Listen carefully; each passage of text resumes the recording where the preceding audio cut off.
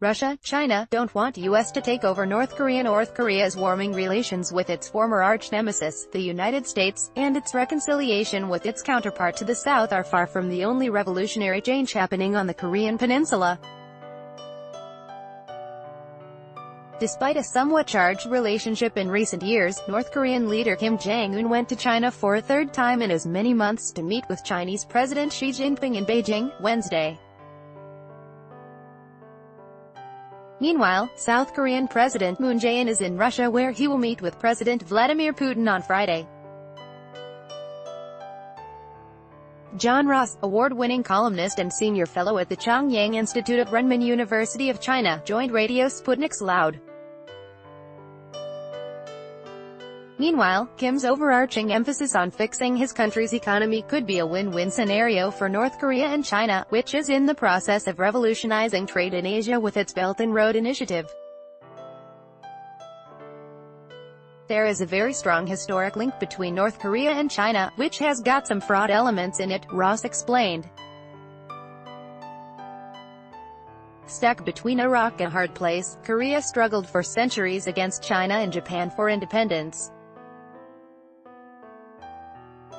Nonetheless, since the Korean War, when South Korea traded Japanese colonial rule for a US-approved government, Ross said, North Korea and China both had communist parties. North Korea's official ideology is Juche, self-reliance, but in all reality it is a communist party, and that certainly gives them a framework for discussion which goes beyond purely state-to-state relations with China. The big difference, of course, has been over economic policy, Ross told Loud.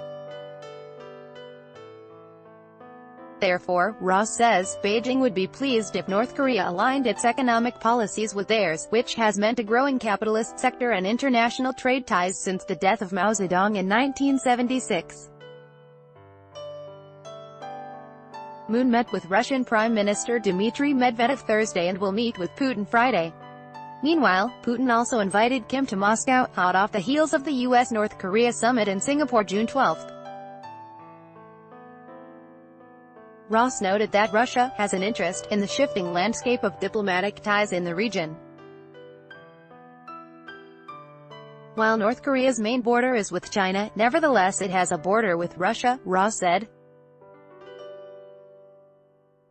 And who, honestly, could trust the United States if it took over North Korea, which is the perspective that some people in the United States put forward, that basically there should be reunification, which is basically South Korea taking over North Korea. Ross elaborated on Russia's potential geopolitical interests, drawing historical parallels.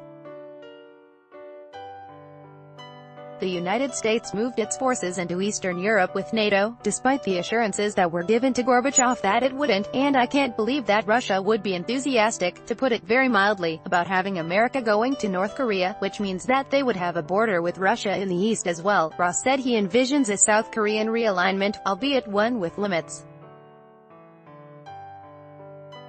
South Korea is not going to break from the United States, he said, because, need it or not, the U.S. provides them with security guarantees.